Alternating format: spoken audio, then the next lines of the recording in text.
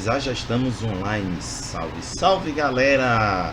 Estamos começando mais um RPG em Debate aqui no canal, que é um quadro em que faço convites para a galera que gosta de RPG para vir debater os mais variados assuntos em torno dessa coisa chata que é jogar RPG, né?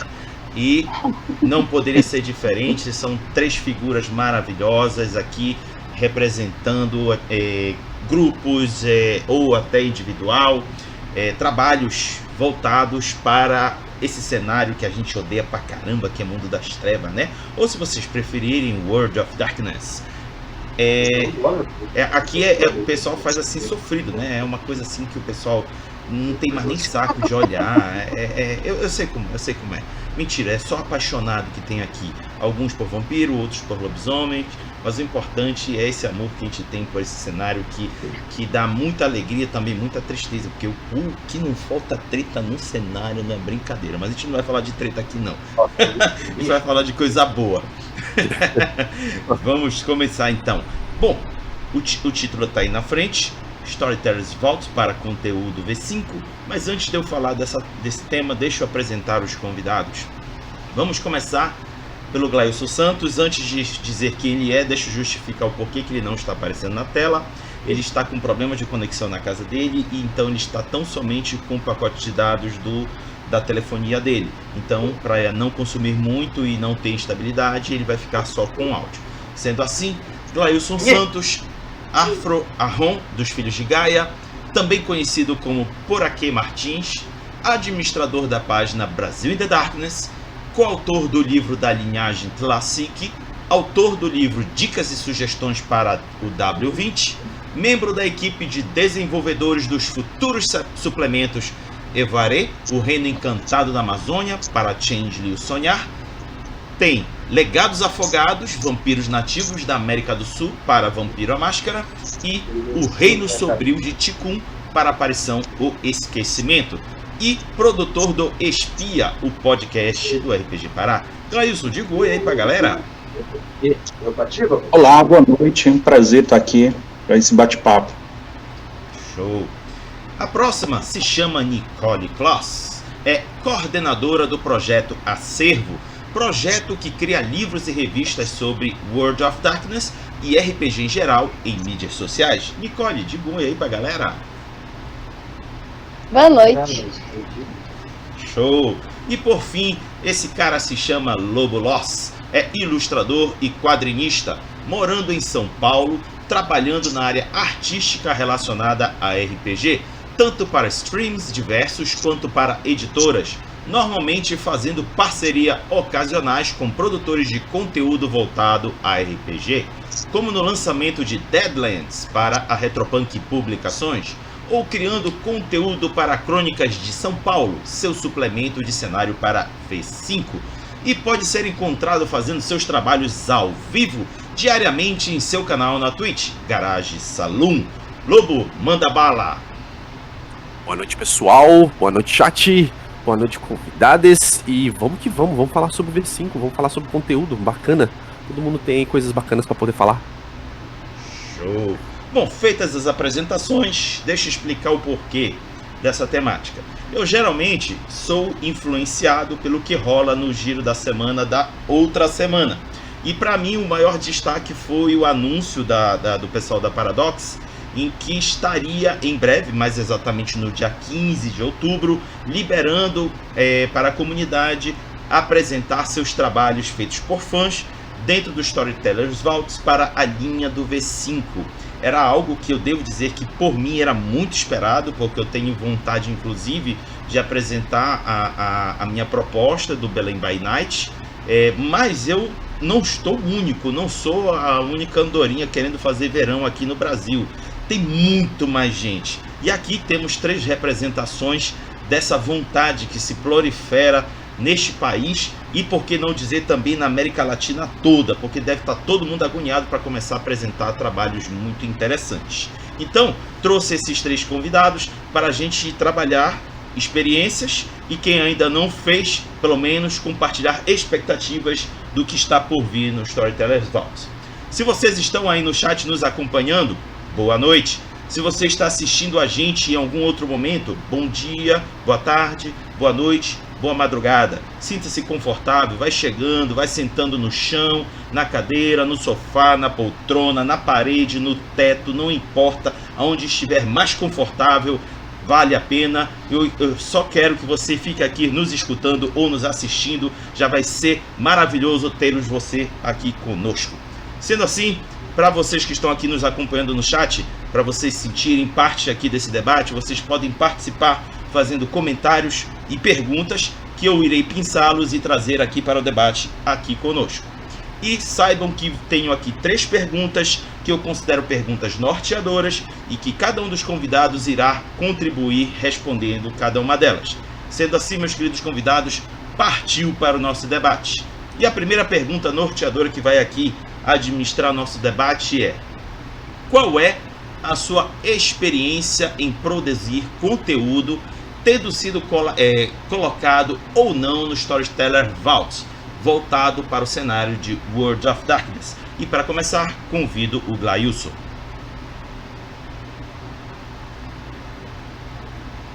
Então, só repete para mim, por favor, a pergunta.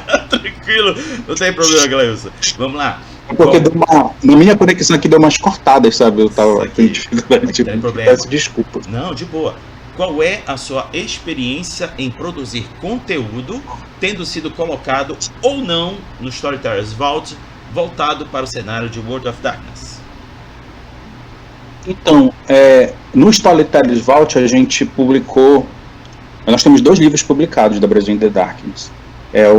O livro da linhagem Classic, foi o primeiro trabalho que publicou, que na verdade foi a partir de onde surgiu toda a proposta da Brasil in the Darkness, da página, que foi publicado ainda em 2017. E a gente publica vários artigos, material para jogo, numa revista digital que a gente tem no Medium. Originalmente a gente publicava direto no Facebook, depois a gente passou para o Medium, migrou para o Medium, onde a gente tem uma revista digital que a gente publica muito material. E aí, a partir desse material publicado, a gente reuniu artigos que a gente tinha escrito para Lobisomem e lançou um segundo livro, que é o Dicas e Sugestões para o W20, no Vault. Então, hoje nós temos esses 2 livros.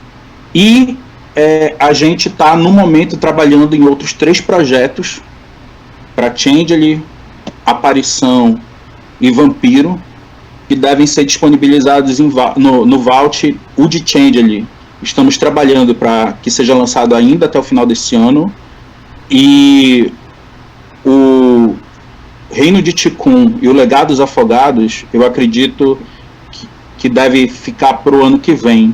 O Reino de Tikkun antes, que já está bem adiantado o trabalho, e o Legado dos Afogados deve ficar para o final do ano que vem. Um problema que a gente tem é porque nós somos muito lentos, né? A gente,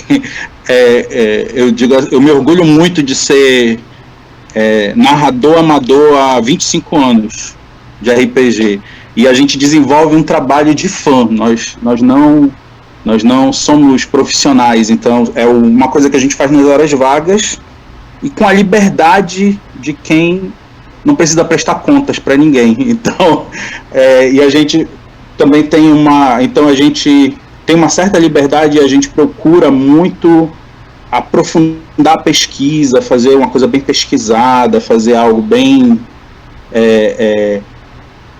algo que nos divirta no processo de construção, e que, como alguém que ama o jogo, ama o cenário, fique agradável, né, para consumir. Então a gente tem toda uma preocupação, e por isso a gente demora bastante.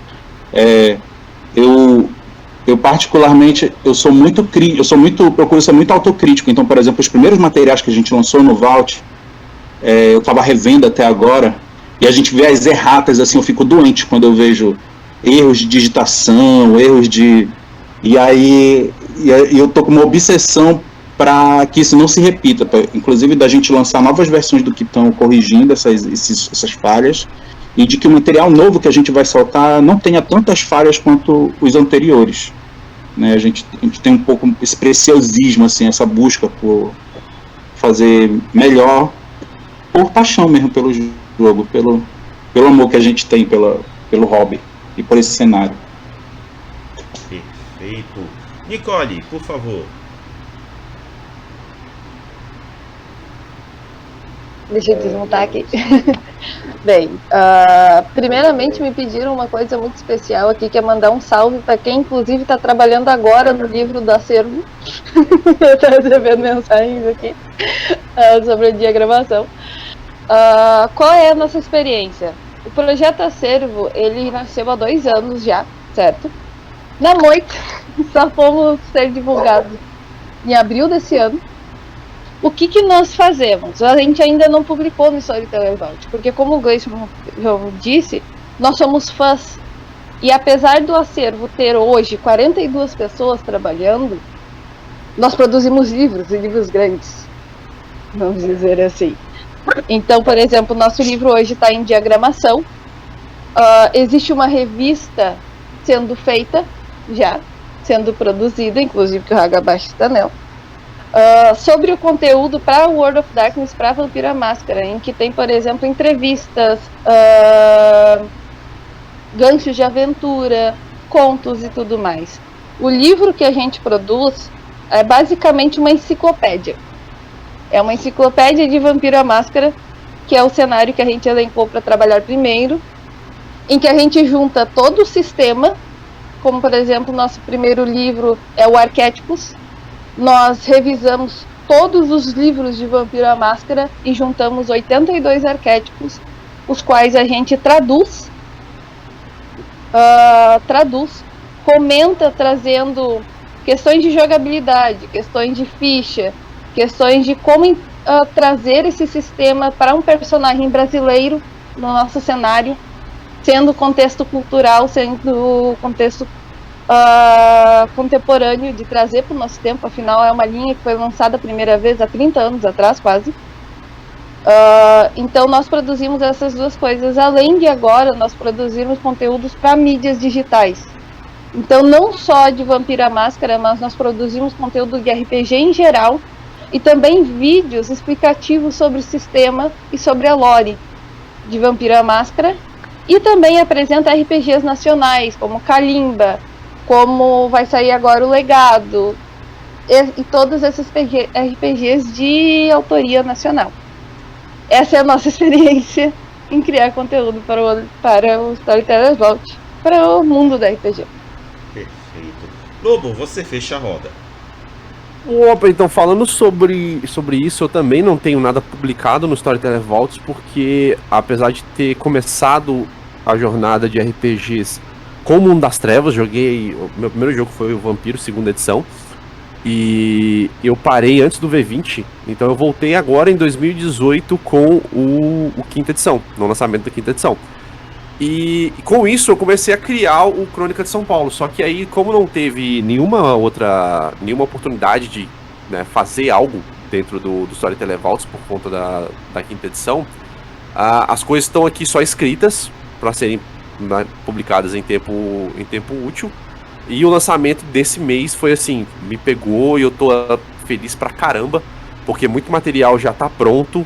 Eu sou ilustrador, então assim, muitas das ilustrações, eu tenho uma parceria com uma fotógrafa de São Paulo, que já tá com umas imagens que a gente já utiliza nas nossas sessões lá no Garage Saloon. Nós temos diversos assets que já dá para usar dentro desse material, que seria o São Paulo by Night, que eu chamo de Crônica de São Paulo, e isso vai ao ar no ano que vem, então em algum período do ano que vem isso vai ser lançado. Esse ano eu vou lançar os 2 livros de arte do VTM Tober do ano passado, que eu participei, e do Vamp Tober, que eu estou participando desse ano.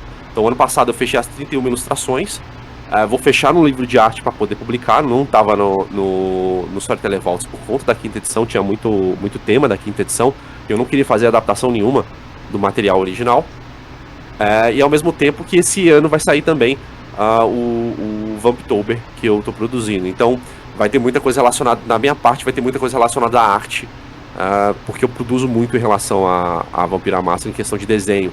Então eu faço desenhos para streams de RPG, eu já tenho personagens, cenários, eu tenho um financiamento recorrente como o Dark, né, como parte do Dark Park, que eu faço ilustrações de personagens, NPCs e de cenários também. Então, oficialmente no Storyteller Vaults, já tem contato com o Felipe Daen, né, eu acompanho o pessoal do Brasil by Darkness, In the Darkness. Então a gente está sempre trabalhando, o material já está basicamente pronto e agora é só compilar as coisas e lançar elas a partir do ano que vem. Então vai ter muita coisa boa vindo aí. Show de bola. Então, galera que estiver assistindo aqui a gente, conteúdo é o que não falta. O que falta é tempo e um pouco de energia para a gente desprender para esse trabalho que não é simples. Vocês puderam sentir na fala de cada um deles que é uma coisa que demanda muito esforço e só o nosso amor pelo jogo para dar essa energia que precisa seguir em frente. Vamos então à próxima pergunta. Na sua opinião, agora que o bicho vai pegar fogo, quais são as vantagens de se produzir um conteúdo de World of Darkness a ser disponibilizado no Storytellers Vault? Dessa vez peço para que a Nicole comece. Eu tô mudando aqui porque tem Peppa Pig tocando no fundo, certo? Não tem problema. Quais são as vantagens? Primeiramente, quando a gente começa a criar conteúdo, isso é uma experiência que eu tive com a Cero, a gente tem dentro da comunidade um certo alcance, certo?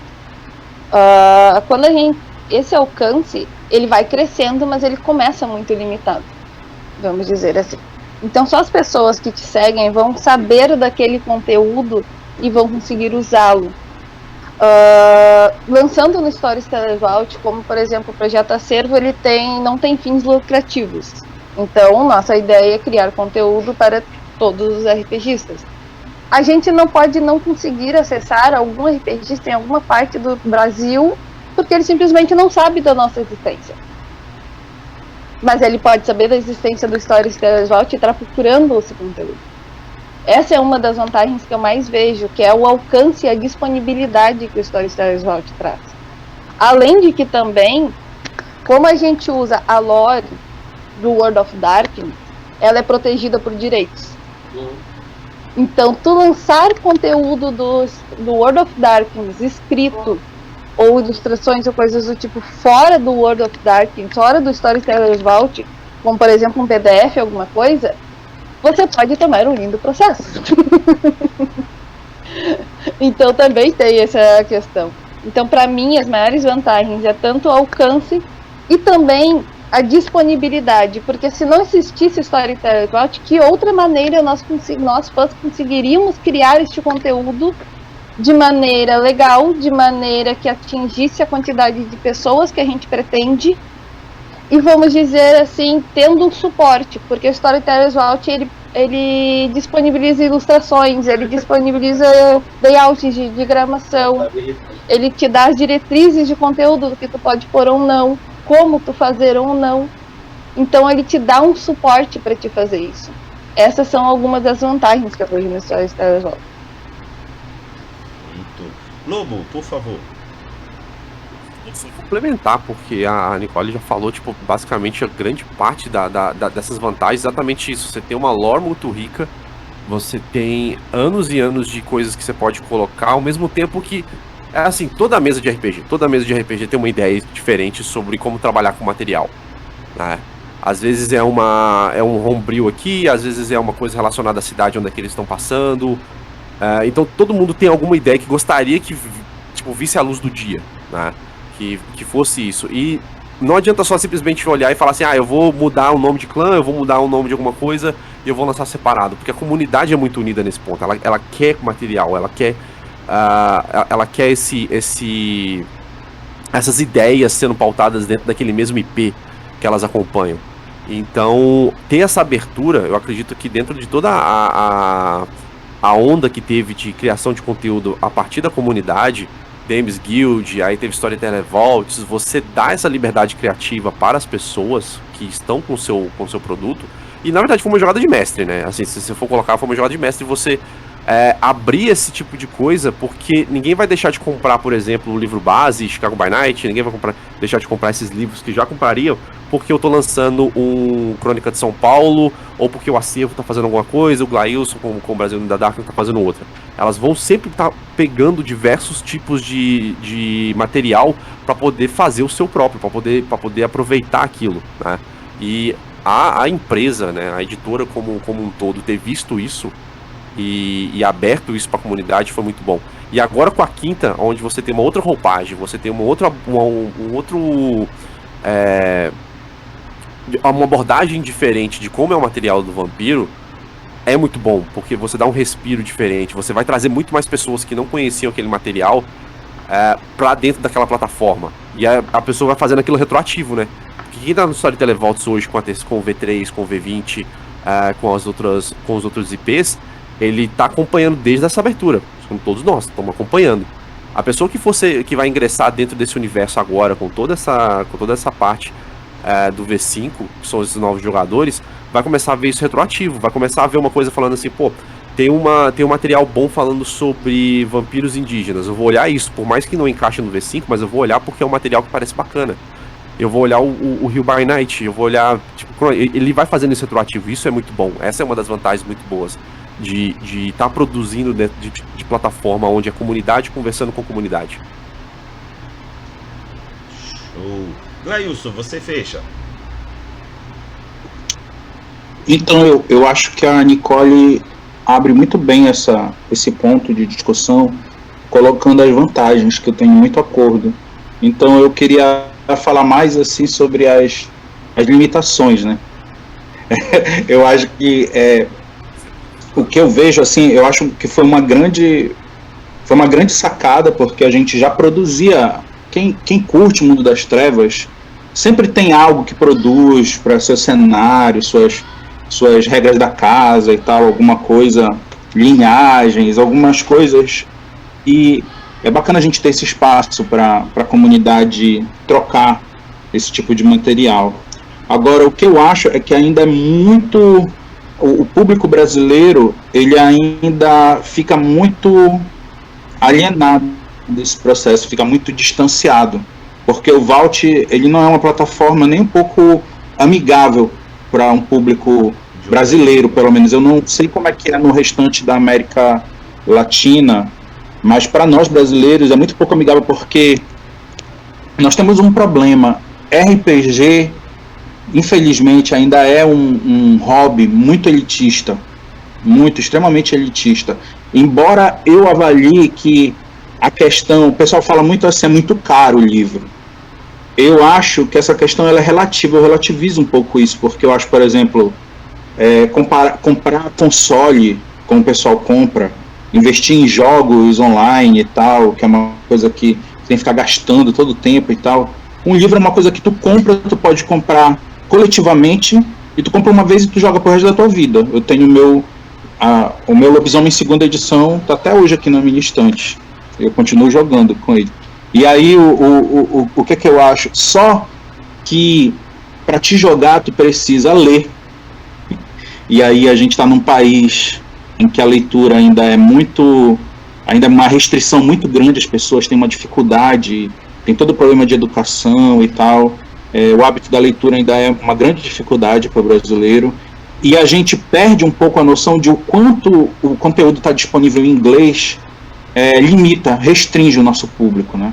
A gente consegue consumir ainda material em inglês, mas é uma parcela muito pequena da população que consegue consumir material em inglês. E aí, pior ainda, quando esse material é comercializado em dólar, que exige ter um cartão internacional, exige ter outras coisas, e quando o câmbio que a gente vive hoje é um câmbio apocalíptico, né? Dólar, quanto é que tá o dólar hoje? Eu nem sei. É bom para quem produz, né? Porque, por exemplo, toda vez que a gente vai ver lá a nossa conta lá no Vault, a gente fica feliz, porque com dólar alto, tu vê lá... sempre multiplica um bocado. Né? Para quem produz é bom, mas para quem compra, para o público brasileiro, e aí o que é que acaba forçando? Tu acaba forçando os produtores de conteúdo brasileiro a produzirem em inglês, é o que a gente tem visto. Porque e é o que tu consegue algum retorno e tal. Então eu acho que ainda é uma plataforma que precisa ser mais democrática e mais inclusiva para os públicos que não anglófonos, né? Digamos assim. Eu acho que essa é uma limitação muito grande que eu vejo. E eu vejo também o seguinte, eu tenho visto muito material de qualidade, tem coisa de muita qualidade sendo produzida para o Vault, e eu sinto falta de um reconhecimento maior dos detentores do direito desse universo, né? Eu acho que a gente precisa dar um passo adiante no Vault, que é ver conteúdo produzido por Vault se tornar oficial, digamos assim, ter a chancela dos detentores. Eu acho que esse seria um passo importante. A gente trabalha para chegar nesse nível, né? Eu acho que seria muito, mas a gente ainda não viu isso, por exemplo. A gente ainda não viu. É um desafio que ainda está colocado ainda para nós. Perfeito. O Gleison tocou num ponto que eu estava pretendendo tocar agora, então eu só vou meio que estender. A questão do Vault é exatamente isso, ele está só em inglês. Você que não fala a língua inglesa, ou qualquer outro país que não fale a língua inglesa, vai sentir esse obstáculo gigante ao lidar com esse espaço de centralizador de conteúdo para o mundo das trevas. Por mais que o seu trabalho esteja localizado no país em que você vive, mas o acesso de encontrar o produto e comprá-lo é tudo em inglês, seguindo os mecanismos de compra lá dos Estados Unidos. Então, de fato, o Gleison foi certeiro, tem esse obstáculo gigante. Eu acho até, aqui já é uma opinião pessoal, cabe aos produtores de conteúdo brasileiros que já colocam alguma coisa, solicitar à administração da página que eles comecem a pensar no futuro outros formatos de língua para consumidores fora do eixo da língua inglesa. Fica aqui a minha observação. Mas aí eu vou agora entrar, gente, que eu quero fazer uma rodada. Eu queria só contribuir, porque vocês não têm essa informação, mas a gente, por exemplo, o conteúdo que a gente está fazendo para Evaré chamou muita atenção, né? Por causa da questão, até a Cidade Invisível e a repercussão internacional que Cidade Invisível teve, abriu possibilidades assim que a gente nunca sonhou ter. Então nós tivemos tratativas com os detentores dos direitos do Changeling, para discutir a possibilidade, por exemplo, de escrever um suplemento oficial, digamos, para Changeling. Só que aí qual é o retorno que a gente teve? Foi colocado para nós fazermos uma opção. Ou a gente publicava pelo Vault, pelas regras do Vault, com toda a liberdade criativa, ou a gente discutia a possibilidade de fazer um contrato com os detentores dos direitos para trabalhar para eles. Só que aí qual eram as condições? Tinha que ser conteúdo, tinha que ser tudo produzido em inglês e com eles sem liberdade criativa. Eles, o poder de veto, editoração, tudo ficaria na mão da empresa, né? Ou seja, na visão deles, ainda existe uma dicotomia, ainda existe uma barreira, né? Tem uma fronteira claramente delimitada. Por uma questão de liberdade criativa, para manter a visão que a gente tem, para ter o mínimo de influência externa, e a nossa proposta da página é produzir principalmente para o público brasileiro, né? A gente até está traduzindo o livro da linhagem Tilacic, por exemplo, está para sair em inglês agora só, né? E a gente está traduzindo o nosso conteúdo para o espanhol também, mas a gente produz em português para o público brasileiro e a tradução é sempre depois. Então a gente optou por manter essa proposta de fazer para o Vault, né?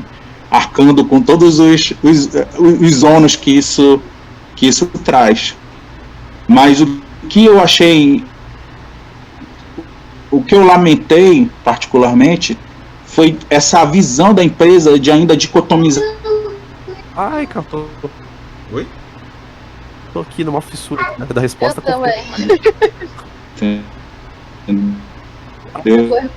Ah, eu queria saber. Tem a possibilidade, não abre essa possibilidade. Glailson? Glailson? Alô? Oi, Glailson. Cortou aqui tua caiu. fala. Tu pode repetir um pouquinho? Ai, quando foi que caiu? Onde foi que caiu? E tu estavas falando da questão da dicotomia que a empresa ainda quer manter. Repete aí, por favor. Tá. Tu começou a cortar no momento que você ia explanar a tua opinião sobre a questão da empresa ainda querer manter uma certa dicotomia no conteúdo. Isso. Eu acho que é isso. Esse é o ponto. Para mim, particularmente, foi meio frustrante ver que a empresa ainda tem essa visão, que é tipo assim, o que é Vault não é oficial, não existe essa possibilidade ainda, aparentemente pela postura que a empresa tem. E o que é oficial não é Vault, entendeu? Que eu acho que deveria ser aberto, na minha opinião, eu acho que enriquece mais se fosse aberta a possibilidade de repente o que é produzido por Vault ter essa possibilidade de ser oficial. De ter algum peso. Uma vez eu cheguei até a ficar refletindo, porque como os produtores oficiais da White Wolf, eles tendem a ter só a visão daquilo das regiões onde eles vivem, e também não é tão interessante para a linha geral adentrar tão profundamente em determinados assuntos. Por exemplo, Belém by Night. Dificilmente a gente vai ver um Belém by Night numa linha oficial, mas para gente que mora em Belém é o suprassumo. Então, como viabilizar algo que pudesse fazer parte dessa constelação sem prejudicar a linha de produção deles, mas abrindo espaço para nós ocuparmos espaços que não serão preenchidos. Quando eu digo não serão, gente, eu não estou querendo ser muito afirmativo, mas o histórico de suplementos e interesses da empresa jamais vão adentrar em assuntos tão profundos quanto um Belém by Night. Vocês podem discordar, sintam-se à vontade, mas é a visão que hoje eu estou trazendo. Então, gente, falando um pouco mais aqui agora da questão do que pode e o que não pode, para quem não sabe, tem um selo chamado Dark Pack. O Dark Pack permite a gente explorar um pouco o trabalho de conteúdo do mundo das trevas, ou World of Darkness, se vocês preferirem, sem tomar alguma porrada de direito autoral, mas tem limitações. Só para fazer aqui um rápido apanhado, você não pode, por exemplo, preparar um livro que tenha relação com World of Darkness e começar a vender fora, como a Nicole falou. Você não pode. Você não pode, por exemplo, fazer um vídeo no YouTube explorando algum livro deles lançados e querer cobrar exclusividade para assistir esse vídeo. Você não pode. O que o Dark Pack permite é você conseguir remuneração do seu tempo gasto produzindo esse conteúdo, que vai ser disponibilizado gratuitamente. Por exemplo, quem consegue ver meus vídeos no YouTube, eu faço, por exemplo, explanações das mecânicas do V5. Vocês vão ver lá, qualquer um pode assistir. Mas o que não pode é eu começar a querer cobrar pessoas para assistir esse vídeo. Isso já tem que ser cortado desde já. E aí eu pergunto para os convidados, como vocês veem esse equilíbrio de controlar o que se pode produzir e até que ponto você consegue realizar o seu trabalho sem infringir essas limitações do Dark Pack ou Storyteller's Vault?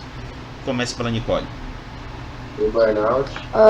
Uma coisa que a gente tem que ter noção, vamos dizer assim, que o jurídico da Servadora dizer, a gente está jogando com a bola deles.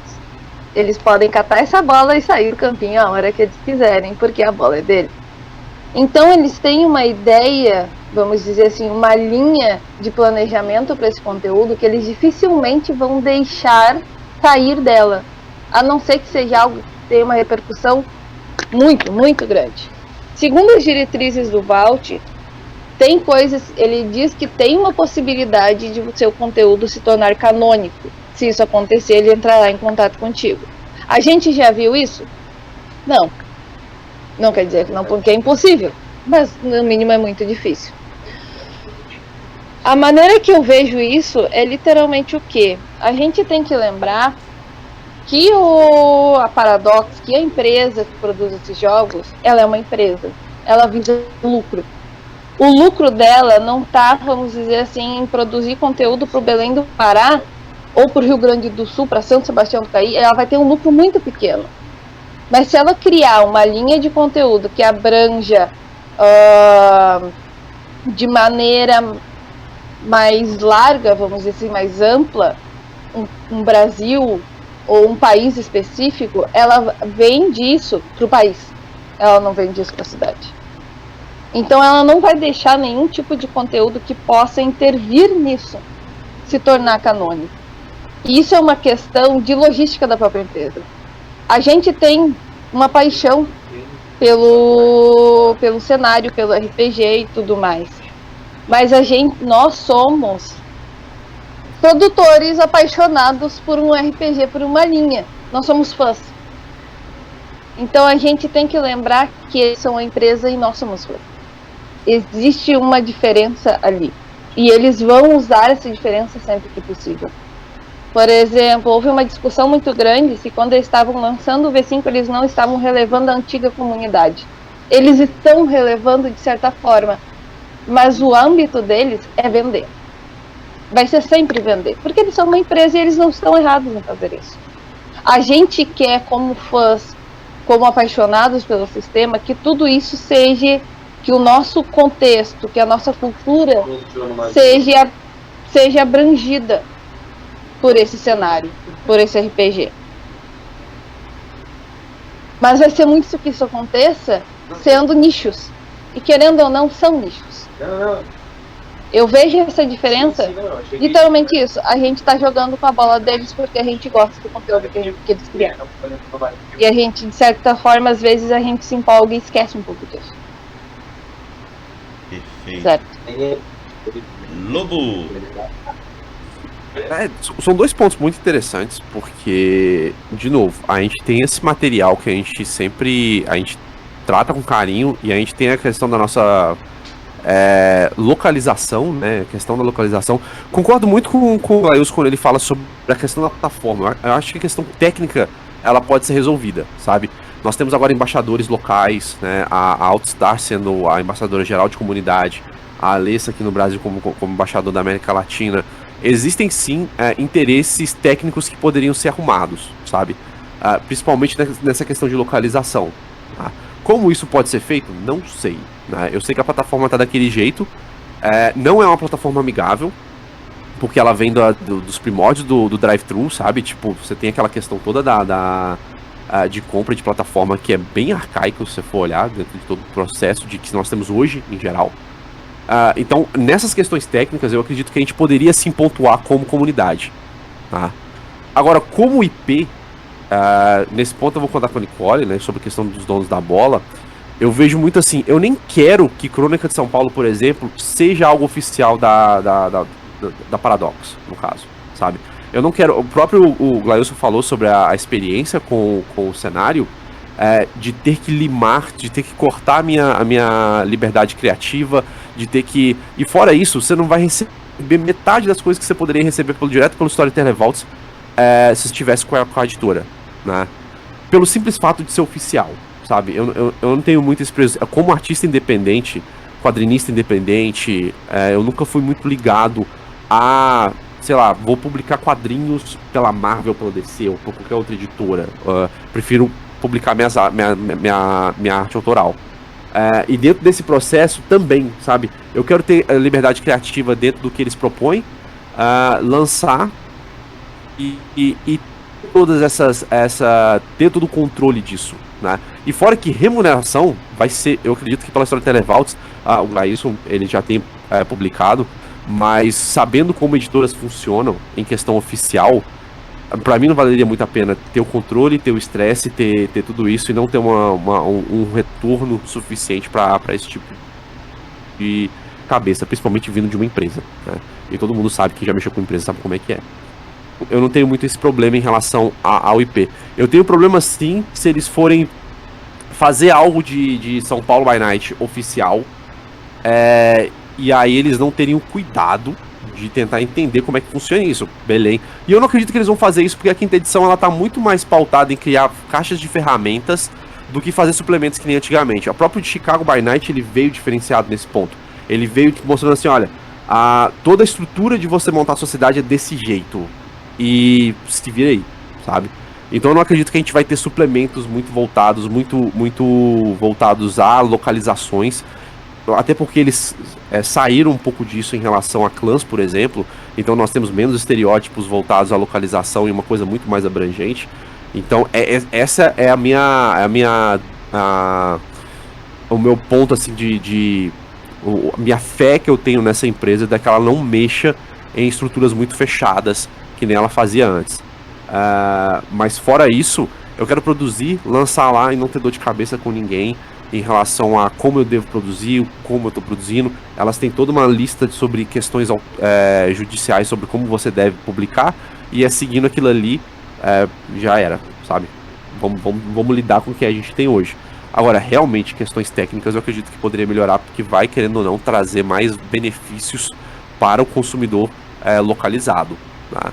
Até porque eu não sei a experiência do Brasil in the Darkness em relação aos produtos, mas pessoas que produzem para o Storyteller Vaults, autores que nós temos aqui no Brasil que produzem isso, já falaram que pessoas de fora têm muito mais interesse nos produtos do que pessoas aqui do Brasil. Eu não sei até onde é o interesse por questão de barreiras técnicas, né? Porque tem lá material em português e tem material em inglês. Ou não sei se isso é uma barreira até questão cultural, porque todo mundo gosta de produzir coisas aqui. Todas as mesas têm uma pequena produção. Eu não sei se isso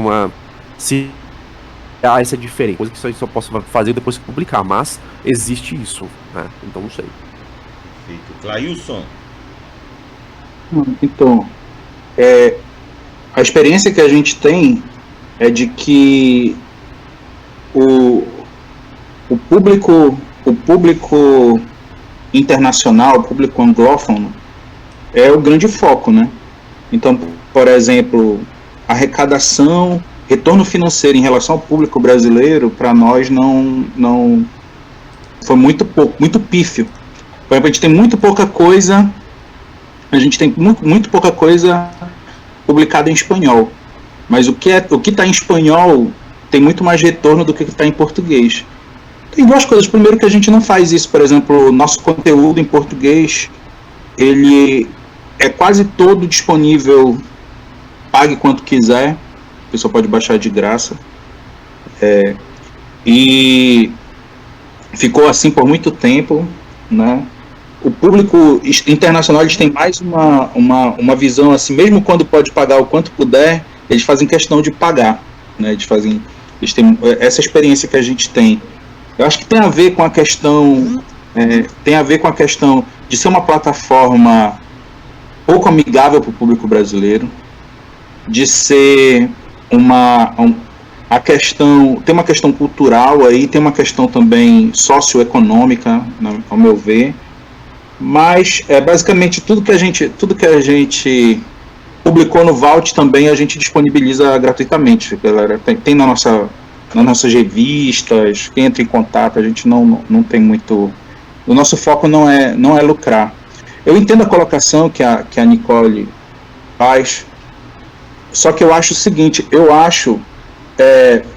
não sou profissional, ninguém na equipe, eu acho que a gente não tem ninguém na equipe que trabalhe profissionalmente fazendo esses suplementos.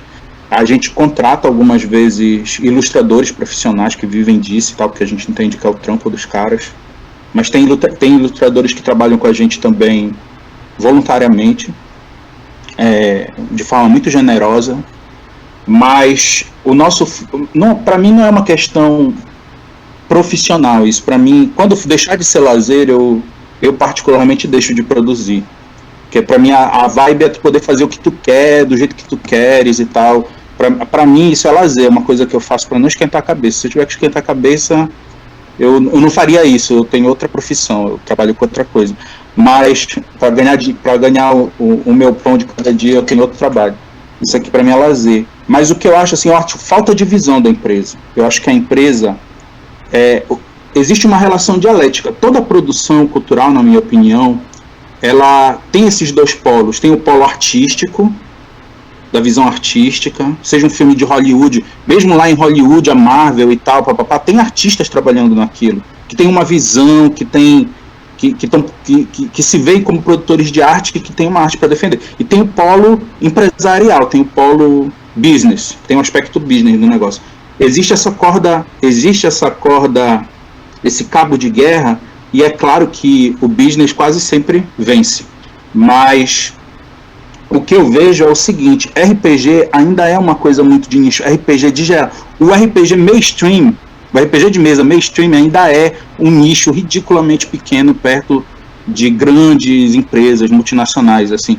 E isso é uma coisa que eu acho que a gente precisa ter ciência. A outra coisa é o seguinte: o momento histórico que nós estamos vivendo, ele não, na minha opinião, ele não permite, ele torna muito mais grave os deslizes que a White Wolf teve ao longo da sua trajetória. Eu sempre digo o seguinte: eu acho que a White Wolf, ela sempre foi muito bem intencionada, ela sempre teve uma intenção muito nobre, uma proposta muito interessante, mas sempre falhou demais na execução, né?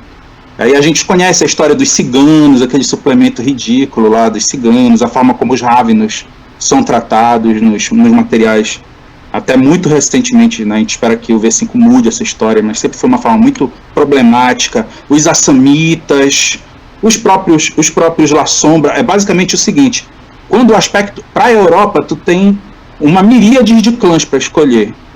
Aí quando tu chega muçulmano, é Assamita, assassino, terrorista, chega cultura fora da Europa, ciganos, Ravenos, trapaceiros, enganadores. Aí tu chega África, agora tem os legados Laibon, a partir da 3ª edição, mas é uma pegada muito assim, são os caras que curtem tribo, vivem no meio do mato, selvagens, aquela visão bem exterior. Então eu acho assim, o momento histórico ele não permite mais esse tipo de generalização, de estereotipagem rasteira, que os autores gringos acabam incorrendo quase sempre. Então, por exemplo, quando tu vais ver tu vais ver a forma como eles tratam os legados afogados, por exemplo, no próprio Beckett, tem méritos, mas tem coisas muito problemáticas ali. Então, eu acho assim, é uma necessidade, mesmo para ter lucro, hoje, vai ser uma necessidade dar voz a quem não tinha. Então acho que para representar, se quiser representar povos em África, na Ásia, na América Latina e tal, ou a empresa incorpora produtores de conteúdo que manjem de fato, que tenham essas vivências, que tenham esse reflexo para produzir conteúdo nesse sentido, ou vai dar merda, como já deu, né? Como já deu. O V5 já passou por isso, né? A gente conhece as histórias aí. Então, eu acho que até do ponto de vista mercadológico, mesmo do ponto de vista mais capitalista, selvagem, que tu penses, esse espaço, essa necessidade, essa demanda, ela existe uma necessidade real para ser saciada. E aí, mas a gente, a priori, a gente faz como Haga, né? A gente tenta trabalhar nas lacunas, né, nos espaços em branco, nas esquinas. Mas eu acho que é isso. Perfeito. Uma coisa que tem que pontuar é que, por exemplo, dentro da serva a gente compila do V1 até o V20. É literalmente todo o conteúdo ao longo de 20 anos. A gente vê que nas primeiras e segundas edições o estereótipo e esse preconceito, a falta de informação dentro do conteúdo, como a gente analisa, pensa, interpreta e tudo mais, é absurdo. A única palavra que a gente tem para descrever é absurdo. O V1 põe autismo como um arquétipo. Então, quando a gente pega um conteúdo desses, a gente pensa, O que a gente faz com isso? Entende?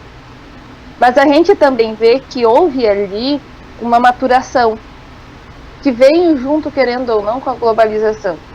Quando começou a ser escrito Vampiro à Máscara, por exemplo, era aquele negócio dos anos 90, a revolução das máquinas vai matar a gente, a internet é uma coisa vil e tudo mais. E isso está muito espelhado dentro do conteúdo. E à medida que o tempo passa e que passam os suplementos, passam as versões, a gente vê isso diminuindo. Então eu acredito que também seja um pouco como o Lobo falou.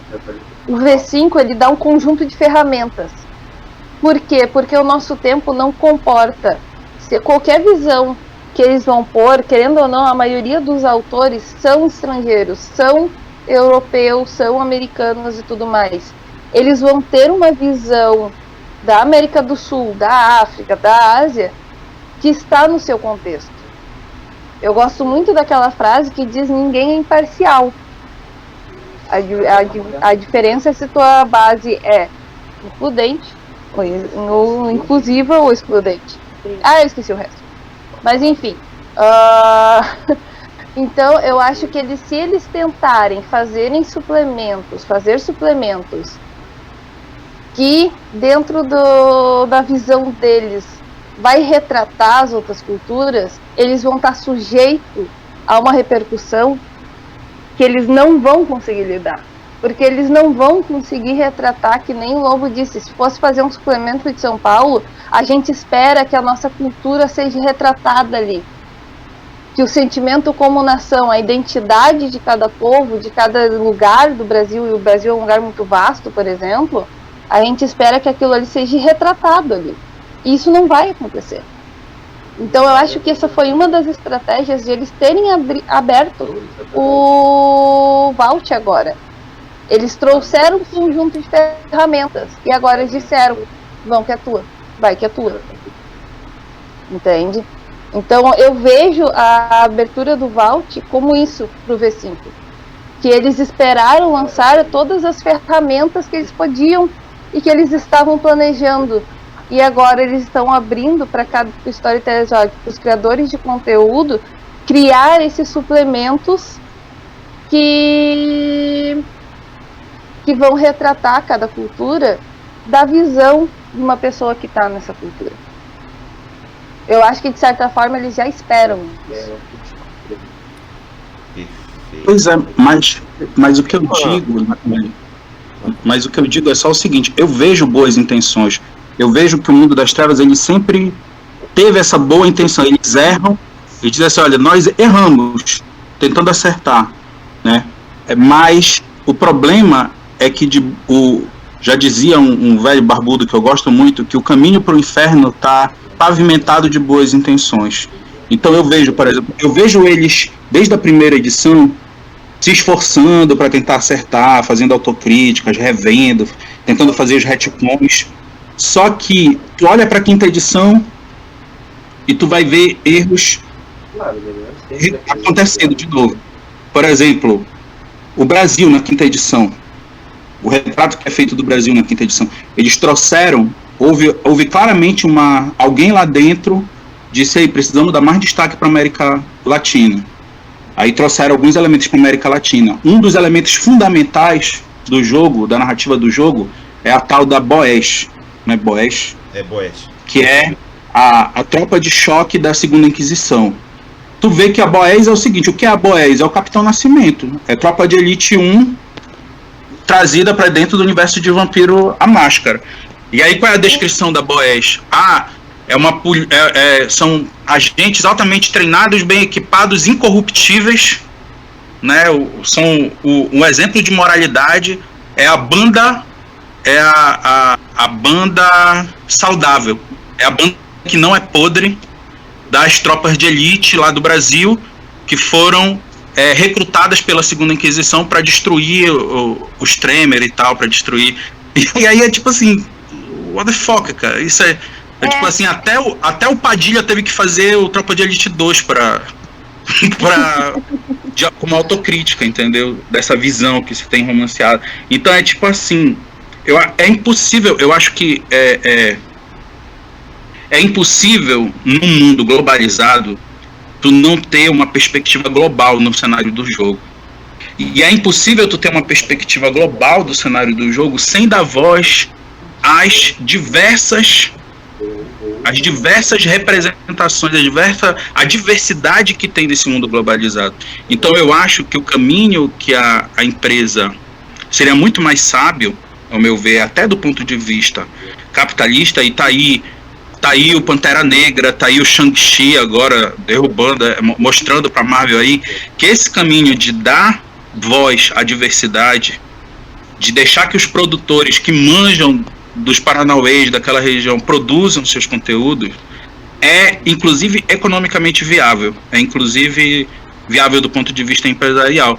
E aí tu vai ver, por exemplo, mesmo os produtos mais recentes, eu nem vou falar de Change de 20 anos, mas mesmo os produtos mais recentes ainda são muito problemáticos, apesar dos esforços deles, porque eles ainda insistem em deixar os mesmos gringos com as suas visões muito enviesadas à frente da produção de conteúdo sobre essas regiões fora do eixo Estados Unidos e Europa. Eu acho que eles vão precisar rever isso ou vão ter problemas. Acho que ou eles rever isso ou vão ter sérios problemas. Eu concordo contigo com isso. Eles vão ter sérios problemas. Em qualquer momento que eles tocarem outras culturas usando a visão gringa deles sobre isso, eles vão ter problemas. E isso é errado, porque, como tu disse, eles deviam pegar essa perspectiva de alguém da nossa cultura sobre a nossa cultura. Isso é realmente isso. Porém, a gente, como a CEF, por exemplo, a gente pega conteúdo do arquétipo Honest Abe e a gente foi ter que ir lá perguntar de onde é que raio saiu um arquétipo desse. No momento que eles pegam o V5 e trazem o Boys, um dos filmes que mais teve repercussão internacional foi Tropa de Elite. Então, se tu começa a tentar fazer essa teia, tu vê da onde eles tiram essas visões. Tá certo? Não. Realmente não tá. Não devia ser feito? Não devia ser feito. Isso traz a questão de ser elitista? Traz. Por quê? Também, na verdade. Porque quando eles retratam só a cultura deles, e alguém brasileiro pega esse livro e vai tentar entender, ele vai ter que ter um conhecimento da cultura deles para entender. E não é comum, não é popular no Brasil alguém que realmente, como tu disse, vai falar inglês. O que dirá que tenha conhecimento da cultura deles. Isso é um problema para a marca, isso é um problema do sistema, entende? E tá errado. Simplesmente assim, está errado, entende? Mas a gente consegue ver da onde vem essa teia. A questão é como é que resolve. Como é que eles vão resolver isso? E isso a gente não tem como prever nem se eles vão. Permita-me fazer aqui uma interferência, não querendo quebrar o ritmo que está muito interessante, mas já praticamente adentramos no V5, que é a nossa terceira pergunta norteadora. Então deixa eu só botar lá na mesa e a gente continua avançando. Antes de eu fazer a pergunta, vou aqui trazer um questionamento do narrador Dave, que ela é também bem concatenada com a pergunta. Ele escreveu o seguinte: vocês acham que os livros do V5 têm abordagens mais universais que as edições anteriores? Olha só, a gente já está falando bastante disso. Percebo que os backgrounds dos personagens, mesmo no Chicago by Night, têm dilemas e objetivos que vão muito além de suas regiões, mesmo estando localizados. Depois de ler esse questionamento e pergunta do Dave, trago a pergunta norteadora. Quais são as suas expectativas com relação à liberação de produção e disponibilização de conteúdo da linha V5 no Storytellers Vault? É praticamente uma continuação do que a gente está falando, mas agora a gente vai focar no que a gente está esperando para especificamente a linha V5. Glailson, Lobo, você começa. Vamos lá, né? Dentro dessa questão, de novo, eu acredito que os livros hoje, né, para quem acompanha todos os livros, né, tipo, tá vendo quais são a intencionalidade do produto pela editora, né, ou pela Paradox em geral, ela tá muito ligada a te entregar de novo ferramentas para que você possa ir mudando e encaixando e ir trabalhando em como fazer isso funcionar na sua crônica, né? Mais do que entregar sessões inteiras de lore, de história, que eu acredito que acho que os dois únicos livros que entregam muita história são Camarilla e Anarchy, né? E agora o Sabá, que acabou de sair. Os outros, eles são muito mais focados em mostrar pra você como você pode jogar com aquilo que eles estão falando ali, né? Então, eu acredito que agora, em vez da gente ficar preocupado em lidar com não só a localização, tem produtos que são muito localizados. Crônica de São Paulo é um by night, né?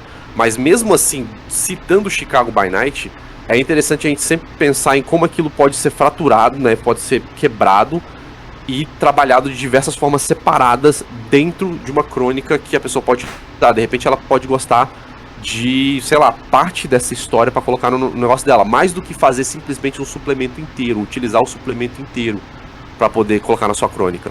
Se ela quiser passar em Chicago, pode, mas eu posso passar São Paulo by Night utilizando o livro do Chicago e só trocar nome, né? Não existe nenhum pilar base, tirando o primeiro capítulo introdutório sobre o que é a cidade. Não existe não existe uma estrutura base, uma espinha dorsal base que fala, nossa, isso aqui é Chicago, ponto, acabou, né? Eu posso mudar Al Capone para poder colocar, sei lá, qualquer atividade criminosa de São Paulo. Eu posso trocar, assim, qualquer elemento dentro do livro eu posso trocar para colocar o que eu quiser, né? Então eu acredito que essa pequena facilidade, né, e ela veio junto com os lore sheet, que para mim foi acho um dos acertos principais para poder continuar com o público antigo e trazer um público novo para poder entender o que é história. Principalmente as lore sheets são exatamente isso. São pontos que você coloca a história daquilo dentro do jogo, né? Então, o que eu acho que vai acontecer e o que eu acho que pode acontecer com a produção de conteúdos para o V5, e aí nós estamos falando de V5, tá? Não estou falando de qualquer outra edição, é justamente pensarmos em como a gente vai trabalhar com isso.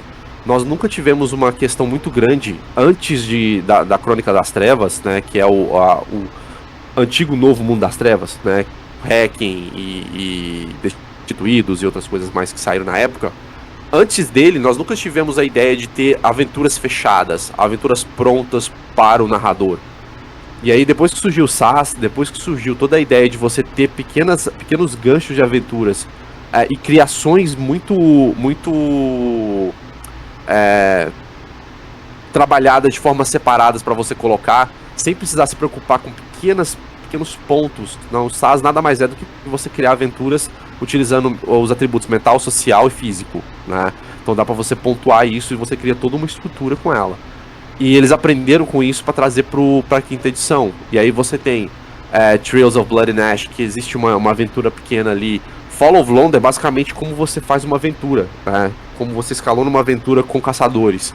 Então, assim, são coisas que você pega hoje os livros e você vê essa intenção de trabalhar como ferramenta mais do que uma estrutura fechada de história que nem antigamente era. Então, eu acredito que nós vamos ter esse boom de material que, pô, por mais que o cara lance sobre Segunda Inquisição, o que ele for fazer com Segunda Inquisição, eu posso trabalhar com o meu aqui, pegar parte desse material e trabalhar com o meu. Então a gente vai ter sempre uma caixinha de quebra-cabeças que a gente pode pegar a peça em que a gente quiser e colocar lá e ela funcionar na nossa crônica. E isso, acredito eu, pode ser uma pequena... um pequeno passo à frente sobre como trabalhar com o mundo das trevas, em vez do mundo das trevas ser sempre essa coisa fechada e estagnada que nem antigamente era. Então ele vai ser um pouco mais fragmentado dentro do que a gente tem como questões mecânicas e como lidar com uma crônica, como lidar com uma campanha. E eu acredito que ele vai ser trabalhado dessa maneira. Lailson, por favor. Eu acho interessante porque eu faço parte de uma geração que foi iniciada com a segunda edição, né? Eu joguei a segunda edição E aí eu sempre tenho uma percepção do universo de Mundo das Trevas muito diferente da maioria da galera que começou com a terceira. Porque a maioria das pessoas que eu conheço que estão hoje na fandom são pessoas que começaram com a terceira. E aí, por exemplo, e eu sou hater da terceira, né? Quem me conhece sabe. Não vou mentir. Sou muito hater da terceira edição. Porque eu acho que muito desse problema que o Lobo aponta em relação a ser muito fechado, a ser muito determinístico, assim, né? Da metanarrativa, havia um metaplot que vai atravessando tudo, que é tipo aquela história de não importa o que se você joga com Garou, que é o que eu gosto mais, não importa o que tu fizer, tu é sempre um coadjuvante da história do Albrecht com o Margrave. Tu vai ser sempre um coadjuvante lá, né? E Vampiro tem muito isso, a Lucita, Sasha Vicos, o Brutamontes Negro Teobel. E tal, o Teobel. E aí o que acontece mas pra mim, pelo menos a impressão que eu tenho, eu posso até estar errado, porque eu demorei muito para poder ter acesso ao material em inglês, aos suplementos e tal. E os romances, eu não sou esse cara que curte, entendeu? Eu não sou o consumidor do conteúdo, desse tipo de conteúdo. Para mim, os romances, eu nunca me importei muito, né? Também não, e depois que eu até cheguei a ler, mas não vejo porquê, eu não vejo necessidade. Eu não vejo necessidade. Então, para mim, assim, até a segunda edição as coisas eram muito mais abertas, as possibilidades elas eram muito mais amplas. A terceira, até porque veio com esse compromisso de encerrar o universo, né, de estar fechando a festa, de estar encerrando a festa, tudo era muito direcionado, muito restritivo, muito... A metanarrativa, o metaplot se impunha demais e tal, e eu acho isso muito ruim mesmo. Então eu sou um fanboy declarado da quinta edição. Eu acho que o V5 ele veio para trazer finalmente as inovações de game design que estava precisando para tornar o jogo mais ágil, mais amigável e tal. Eu gosto muito das regras. E veio também para trazer de volta essa pegada mais de mundo aberto, mais de possibilidades, menos de verdades escritas em pedra, assim, deixar, né? Tipo assim, teve a guerrena, teve ou não teve, foi aquilo ou não foi, não sei lá, meio que decide aí na tua mesa se foi tudo aquilo ou não foi bem assim. E eu gosto disso, gosto demais. Só que eu acho o seguinte, eu acho que é interessante ter essas coisas abertas. Eu não gosto do que restringe, eu gosto do que amplia.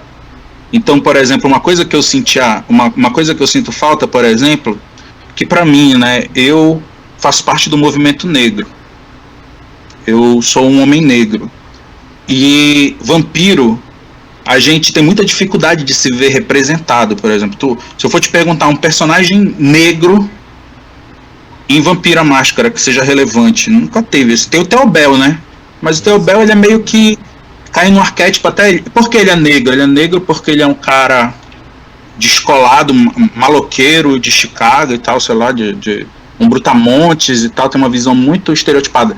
E por exemplo, mesmo... Mas nem vamos entrar nesse mérito aí. Vamos pegar uma coisa mais genérica. Brasileiro. A quinta edição tem uma personagem brasileira muito relevante. Me esqueci o nome dela agora. Uma Tremery, que é bibliotecária. O Raga deve lembrar o nome dela. Eu não... Eu aqui não lembro não. Carmila Ela Nelson. Hã? A Carmila Nelson. Carmila Nelson. Carmelita. Carmelita Nelson. Isso. Carmelita Nelson é uma personagem brasileira. Porra, bacana. E não é Tremé, ela é... Toreador. Ela é toreador. Eu acho que ela é toreador. Que ela cria ela tem várias bibliotecas ao redor do mundo para fazer coleta de relatos dos cainitas. Pode continuar. Pois é, eu pensei que ela era Tremery, mas tudo bem, pensei que ela era Tremé. Mas o que acontece? Essa personagem ela é brasileira, eu li sobre ela. Mas é tipo assim, cara, aquela personagem ser brasileiro nela não é uma peculiaridade, é uma coisa, é um acaso, poderia ser qualquer lugar, não tem identidade ali. Não tem nada que diga assim, olha, ela é brasileira e isso tem um impacto impactando um personagem, isso repercute, tem uma razão de ser. Eu acho isso muito limitante. Eu acho... É isso que a gente faz na Brasil in the Darkness, na verdade. Na Brasil in the Darkness, a gente não quer restringir o jogo. A gente quer ampliar. A gente quer, por exemplo, que alguém que se identifica como indígena, que se identifica como negro, que se identifica como nordestino, brasileiro e tal, ele se sinta mais acolhido dentro do jogo, ele se sinta representado, ele se sinta, porra, eu posso ser um personagem nordestino, negro, indígena e ser foda jogando dentro desse jogo. Eu não tenho que ser um jeca, eu não tenho que ser um cara estereotipado, mas eu posso ter uma identidade, né? E essa identidade repercute no jogo e tem ferramentas, tem possibilidades de explorar. Eu acho que isso é interessante. Eu acho assim, eu tenho algumas dúvidas em relação, eu vejo muitas contradições também no V5. Eu gosto muito do V5. Eu fiquei muito aliviado com o Sabá, agora quando saiu o guia do Sabá, que deu a tônica de que o Sabá finalmente bateram o martelo. O Sabá é antagonista. Eu adorei isso, achei muito bom. Acho que sempre deveria ter sido. Mas algumas coisas me deixam em dúvida. Por exemplo, quando eles vão soltando os clãs a conta-gotas em suplementos, para mim isso é meio que uma estratégia para te forçar a comprar um monte de suplementos, sabe? Se tu quiser ter todos os clãs disponíveis na tua mesa, tu vai ter que comprar esse, mais aquele, mais aquele. Eu fiquei muito surpreso com essa liberação no Storytellers Vault. Por um lado eu fiquei feliz, porque a gente vai poder produzir conteúdo. Mas por outro lado, eu fiquei achando assim que meio que eles largaram de mão, sabe? É tipo assim, eu tenho medo de que isso significa que a empresa... Porque a visão que eu tenho do Vault é que o Vault era tipo assim, numa perspectiva empresarial, o Vault era meio que espremer os últimos centavos. É tipo assim, nós já lançamos todos os suplementos, já vendemos tudo que a gente tinha para vender e tal. Agora, para raspar o tacho aí, solta no Vault. Deixa a galera fazer fan-made e a gente vai monetizar em cima disso. E aí, quando veio essa liberação do V5, eu fiquei meio com medo de ser isso. Eu fiquei feliz como produtor de conteúdo, com a possibilidade de produzir para o V5. Mas eu fiquei meio receoso de achar assim, que talvez a empresa esteja meio que largando meio de mão, meio dizendo, olha, já deu, viu? Porque a gente sabe que está bem conturbada a história também essa trajetória dos produtos da White Wolf aí no último período. E com essa situação toda de crise e tal. Não sei, eu acho que eu estou digredindo já, desculpa. Não, tranquilo. Nicole, você fecha a roda. Eu tenho duas visões. E primeiramente eu concordo tanto com o Gleison quanto com o Lobo. Mas eu tenho duas visões, tanto quanto idealistas. Like a toreadora idealista, como gostam de brincar. Mas a primeira é o quê? Desde que saiu a liberação do Vault, o acervo, desde antes disso, o acervo da consultoria para quem quer começar a escrever suplementos e tudo mais. Precisa de um revisor, precisa de ilustrador e tudo mais, o acervo encontra. Basicamente uma agenda telefônica para versão criadores de conteúdo. O acervo 852 parceiro. Então, desde que saiu a liberação para o Vault, eu sei de pelo menos 6 suplementos sendo feitos. Isso em questão de uma semana. Fora as outras coisas que já vieram perguntar viabilidade, etc. para nós. Uma das minhas expectativas é lotar esse Storytellers Vault. Mas para quê? Para minha segunda expectativa. Para que a empresa, para que os responsáveis pela marca vejam o que é a comunidade brasileira. Porque houve muitas divergências quando foram lançados os livros do V5 sobre aceitar ou não o conteúdo que está ali e tudo mais.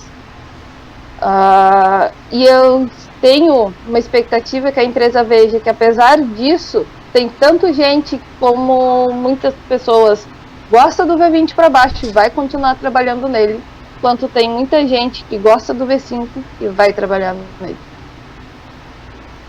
Basicamente, essas minhas expectativas meio romancistas. Mas é isso. Show de bola. Assim, só para complementar um pouco a tua fala, do que eu enxergo, é uma oportunidade também da gente mostrar para eles que tem um movimento aqui, né, não só no Brasil, mas também na América Latina.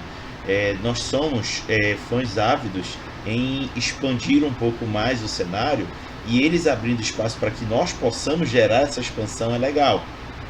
Acho que é uma boa oportunidade de a gente mostrar para eles que a gente pode causar um movimento e uma história no cenário. Bom, meninos, a gente está quase já aqui chegando a 1h30 de debate, e aí a gente já vai meio que encaminhar para as considerações finais, que é um espaço em que os convidados vão... Eita, Nicole caiu. Tá aí. É um espaço em que os convidados vão apresentar seus últimos comentários sobre o assunto. Se vocês acharam que em algum momento passou o momento, esse momento agora, pode comentar, pode colocar, para você botar aquele ponto que faltou da sua fala. E ao mesmo tempo falar dos seus trabalhos, direcionar a galera para conferir o que vocês andam fazendo aí na cena. E também, por fim, dizer um até logo para a galera. E para começar, convido a Nicole. Primeiramente, uma coisa que eu tenho que pontuar é que o acervo ele tem uma missão, certo? Vamos dizer assim, o ideal. O nosso ideal é trazer conteúdo para conseguir levar o RPG para mais pessoas. E o Storytellers Vault é uma forma de a gente conseguir isso, mas também todas as mídias, todos os parceiros e tudo mais que a gente tem, que a gente consegue trabalhar e tudo mais. Uns avisos são que amanhã tem crônica de V5 aqui na Twitch do Acervo. Terça-feira haverá um especial de Dia das Crianças, em que serão crianças jogando, então tirem os adultos da sala, porque é jogo de RPG para criança. O que mais? E também que o Acervo está abrindo o financiamento do coletivo mensal no Catarse. Por quê? Porque como todo projeto, nós temos custos, nós estamos chegando num teto do que a gente consegue trabalhar sem ter custos, certo? Por exemplo, nós temos mais de 100 GB de documentos para trabalhar em nuvem. Então a gente está buscando parceiros, e em troca os apoiadores também ganham alguns mimos, como ilustrações, como prévias de livros e também vídeos, e também sorteios de outras coisas. Então fiquem ligados. Já tem como entrar no Catarse, catarse.com/projeto acervo, e seguir para quando sair, ser publicado o financiamento coletivo mensal, que é uma assinatura, bem dizer, você ser avisado. E é basicamente isso. Show. Lobo, sua vez. E só concluindo, né? Então a gente tem essa questão dessa nova abertura de material, e como esse material ele pode ser diferente. E de novo, eu acredito que dentro de tudo que a gente falou assim, é uma empresa ainda, então empresa não tem coração, tem CNPJ. Criador de conteúdo tem coração, né? Então assim, de empresa eu não espero muita coisa boa, né? Então a gente só tá aqui, e é um dos pontos de trabalhar com Storytellers Vault, que a gente continue fazendo o trabalho que a gente faz. Brasil in the Darkness, Acervo, sabe? Todo mundo tem essa pegada de produzir coisas que a gente sabe como vai dar bem, né? E fazer isso bombar, né? Que acredito que uma das problemáticas maiores não é nem questão de produzir, mas é questão de fazer isso funcionar como um todo. Mas aí eu vou devagar pra questão de como é que a gente lida com comunidade e outras coisas mais, mas não vai entrar. E o papo foi maravilhoso, eu tô assim, extasiado, as pessoas maravilhosas, discussão muito boa. E eu sou o Lobo Loss, eu sou taverneiro lá no Garage Saloon, canal Garage Saloon, aqui na Twitch. Eu sou ilustrador, quadrinista, professor de desenho, criador de conteúdo agora de V5, eu posso falar, né, porque vai entrar no Storytellers Vault. Você encontra minhas artes por aí, em streams de RPG. Já trabalhei com editora, já trabalhei com pessoal autônomo, então você consegue ver aí minhas artes sendo publicadas. Esse mês tá bem legal, porque eu tô participando do Vamptober, então todo dia eu tô fazendo um trabalho diferente. Me sigam nas redes, se vocês colocar Lobo Loss com 2S no final. Você me acha em qualquer rede social, qualquer uma mesmo. E aí você consegue ter acesso aí às minhas produções. E durante esse mês vai ser o Vamptober. E além disso, eu tenho uma assinatura mensal do Apoia-se lá do Garage, que é do Crônica de São Paulo, que é o cenário de V5 que eu passo no canal. Já está bem adiantado o projeto. Nós temos o stream já alguns episódios no YouTube, onde está maravilhoso. Klebs do Câmara Obscura, temos o Álvaro do Contos Lúdicos, um pessoal bem bacana jogando. Volta no mês que vem essas sessões, porque esse mês eu estou só focado no Vamptober.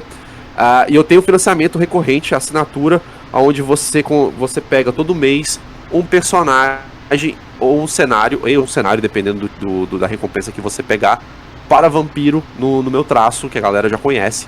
Aí os vampiros de rosa aí, se você vê um vampiro de rosa, provavelmente sou eu que tô. O sangue rosa sou eu que tô fazendo. Se você vê o sangue rosa, é eu que tô fazendo. Então me acompanhem e vamos trocando ideia esse mês, vamos trocando ideia até dezembro. Nós temos os 2 artbooks bonitões do VTM Tobo do ano passado, que eu fiz as 31 e as 31 desse mês. Vão estar disponíveis para vocês lá no Storyteller Vaults. E é isso aí. Eu não vou mentir, Lobo, eu tô doido pra ver esse material todo compilado pra dentro do Vault. Vai ser show de bola. Glailson, você fecha. Vai ser lindo. Eu não conhecia o projeto Acervo, assim, particularmente. Deve ter gente na nossa equipe que conheça, mas eu particularmente não conhecia. Achei muito interessante. Com certeza, a partir dessa oportunidade, a gente vai poder conhecer mais.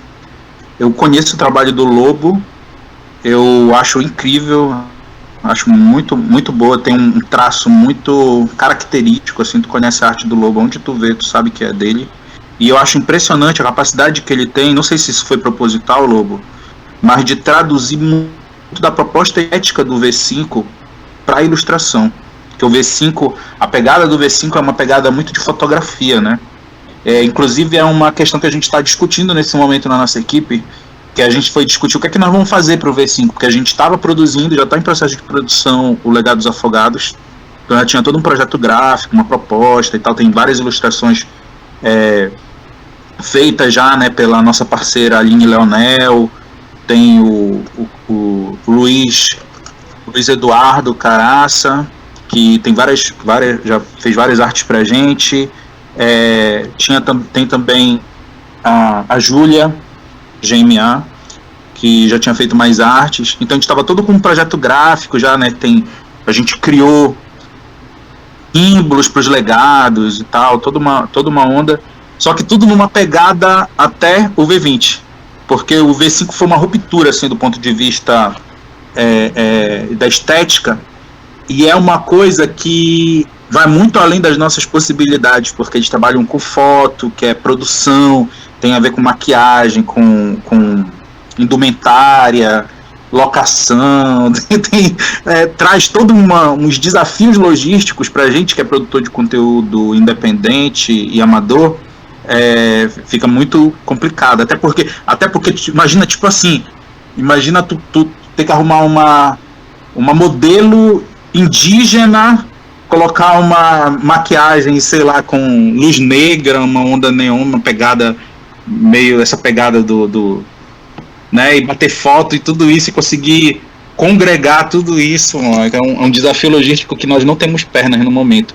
E eu acho interessante do Lobo que ele consegue fazer tudo isso com ilustração, cara. Eu acho fantástico. Eu acho que tem tudo a ver, a arte que ele faz com um V5 tem tudo a ver, assim. Mas é uma coisa muito peculiar. Então, inclusive, a gente está discutindo como lidar com isso. Nós ainda não chegamos a uma conclusão. Uma possibilidade que a gente tem discutido é manter o que a gente estava fazendo e fazer uma espécie de apêndice do livro, um guia de conversão, com algumas coisas, com algumas ideias, algumas coisas de como colocar para o V5, porque ou a gente joga tudo fora e começa uma nova proposta do zero, sei lá, mas a gente tá discutindo ainda, mas é muito desafiador também esse aspecto de nesse aspecto estético de produzir conteúdo pro V5, mantendo a identidade, a coerência com a identidade visual que já foi estabelecida pelos suplementos oficiais. Mas eu estou digredindo de novo, estou viajando, desculpem. Mas para encerrar é o seguinte, eu faço parte da Brasil in the Darkness. Nas redes sociais a gente aparece como @BRinTheDark. Nós somos um coletivo de 18 pessoas de vários lugares do Brasil, embora o núcleo, o fundador seja daqui do norte mesmo, aqui da Amazônia, mas daqui do norte com o pessoal de São Paulo, tá desde o início também, as meninas da Matilha da Garoa, algumas pessoas da Matilha da Garoa que compõem com a gente, e tem gente do Nordeste, tem gente de várias partes do Brasil, e a nossa proposta é essa, a nossa proposta é tornar o mundo das trevas mais inclusivo e mais amigável para quem normalmente não tem voz, que é basicamente a gente trabalha muito com representatividade indígena, afro-brasileira, mas tenta abordar também discussões LGBTs, questões de gênero e tal, questão da representatividade feminina, né? Porque são pessoas que amam o mundo das trevas, mas que não estavam satisfeitas e não se sentir representadas dentro desse universo. E aí a gente procura produzir conteúdo. Nós temos agora, nesse momento, a nossa prioridade é o Evaré, o Reino Encantado da Amazônia, que vai ser um suplemento para Changeling, mas ainda para edição de 20 anos. E essa é uma preocupação também, porque, por exemplo, quando abre o Vault para o V5, a grande questão é que a gente tinha uma expectativa de que haveria um W5, haveria um M5, talvez um C5, e aí agora a gente fica prendendo a respiração. Será que ainda vai existir essas coisas ou não? Mas enfim, isso são cenas para o próximo capítulo. Mas a gente está com esse projeto de Avaré, que felizmente tem tido uma receptividade muito boa e tem conseguido ultrapassar as fronteiras da fandom, pegando a galera que curte folclore, a galera do movimento negro, do movimento indígena e tal, que tem procurado a gente, grupos de literatura brasileira e tal, tem se interessado pelo material e tem sido um prazer muito grande. Tem a Gessele, que é quem sempre nos representa nos espaços, o Alex, o Eros de Minas. Temos uns artistas muito generosos que contribuem com a gente, a Aline Leonel, o Luiz Gustavo Sobral e outros artistas, a Júlia, enfim, uma galera aí. Tem esse projeto para os Afogados e tem o Reino Sombrio de Ticum, que é uma proposta para Wraith, baseada fundamentalmente nas tradições da Umbanda e de outros cultos de matriz africana. Quem está à frente é o Odin. E esses são os nossos projetos, esses 3 projetos aí que a gente está para lançar mais imediato. Temos algumas coisas pensadas ainda para Múmia, que a gente pretende fazer para o futuro, pegando as múmias sul-americanas. E quem quiser conhecer mais do nosso material pode nos seguir. Nós temos a nossa revista digital no Medium e as redes sociais @BRinTheDark. Eu tenho que fazer 2 comentários, na verdade 3. A primeira tem muitas vezes que eu paro para olhar o Garage Saloon e meu filho tá ao redor e ele adora pra um caramba. O Felipe adora pra um caramba. O segundo é que eu sigo o Brasil in the Dark antes até de ter projeto acervo. O conteúdo de vocês é muito massa, a maneira que vocês abordam o cenário brasileiro é muito legal mesmo, certo? E o terceiro comentário é que vai acompanhar o Sr. Hagavashi, que está no nosso coração e agora está no nosso projeto. E é isso. Pessoas maravilhosas juntas, produzindo juntos, é isso. Exatamente. É isso aí, então depois dessa, nossa, vou dormir infeliz. Muito obrigado aos convidados por estarem aqui falando desse assunto chatíssimo, que é Mundo das Trevas, num assunto mais chato ainda, que é RPG. Muito obrigado a vocês do chat que acompanharam a gente, comentando, discutindo. Vocês engrandeceram esse debate. Espero que vocês tenham uma excelente semana. Curtam o feriado que vai ter na terça-feira com os seus meninos, suas meninas. Curtam à vontade, curtam sua família, vão ser felizes. Olha aí, o Cleilson abriu a câmera. E ele assumiu aqui o perfil de Nicole. Aê! Beleza? Bom, muito bom. Então, gente, peço agora para que os convidados junto comigo digam um até logo pra galera. Pessoal, falou! Até logo, pessoal. Até logo. Beijo no coração.